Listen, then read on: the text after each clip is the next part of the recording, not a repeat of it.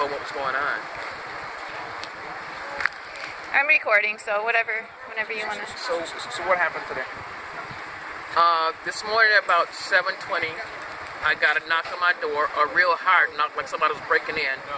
And it was the sheriff's department telling me that they were here to do a lockout, and told me I got about 10 minutes to get things together, get my personal belongings, and get out. I had a baby that I keep for a friend of mine. My son was here, and we started to get our things together. And the two officers in the house, they wanted to go back to my son's bedroom to wake him up, and I told him no. I said I'll go back there and wake him up. So he heard the knock. He was already awake anyway, so he was coming down the hallway. And went on, asked him if he knew what was going on, and he said yes. So to make a long story short, the sheriff was at my house about a month ago. Sheriff Gambati and Sergeant Prate and another individual from, I believe, from the Running-Court Police Department that came here, and they talked to me because they knew I had eviction coming up, and they told me that I would be able to stay here, that they would not put me out as long as they knew that I was looking for a place, that they would not put me out.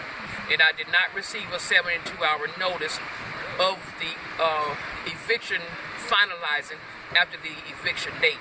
So I expected the sheriff department to stick to that word, because they are supposed to be protecting the civilians. So it seemed like to me that what they're doing is not proper procedures to be putting someone out after they have said that they would not do it unless I had a place to stay. So now I don't have a place to stay.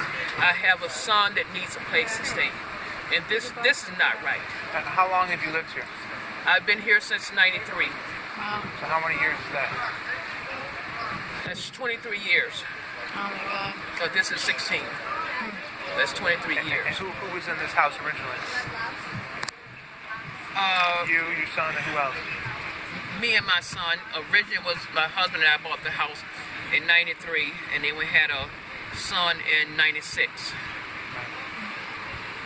So what I'm seeing here now is it's just wrong. It's just wrong. And they wanted me, I believe what they wanted me to do is to just move out, not bring attention to the neighborhood, because they know what happened at 618 Cedarwood? Cedarwood, yeah. At Cedarwood. Yeah. They had a lot of cops there, a lot of commotion going on there, so they told me that they didn't want the same thing to happen here. Right. So they didn't want to take back the land involved. Yeah. How many police did you say are here? About? I would say there's possibly 40 plus officers here. Yeah, definitely. The whole street's blocked off. It's pretty ridiculous. What would you like to happen? I would like for the public to know what is going on, how this can happen to anybody. It can happen in any community. It's not just in the city that it's happening to. I'm out in the suburbs and the Running-Court, which does not make this any more than any other place where people get evicted at. And people become homeless because of people not want to work with the people that's already in the home. The banks are just being greedy about what they're doing. It's like they don't even have compassion for people anymore. So if you don't have the money, it's like, oh, well, we'll just get the hell out of you, can't afford to stay there. And a lot of people don't know the circumstances nor the situation what causes people to fall behind in their mortgage or in any bill for that matter. Nobody never knows another person's situation. And I believe I was done wrong, whereas I submitted modification papers to M&T Bank. I'm making that known, M&T Bank. I gave them modification papers. 2 days later, I received a notice for the sale of the house. Wow. So there were two things going on at the same time, the sale of the house and the modification papers. After I received the letter for the sale of the house, I received a letter from M&T Bank letting me know that they had received my modification papers and they were reviewing my papers. So you thought they were working with you on it? Yes. Yeah. Wow. Yes.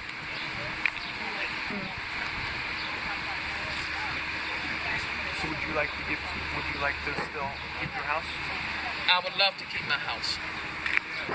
And I would like for the bank or Fannie Mae, whoever it is in charge, and I have a letter I'm going to personally present to Mel Watts, who is the director of FHFA.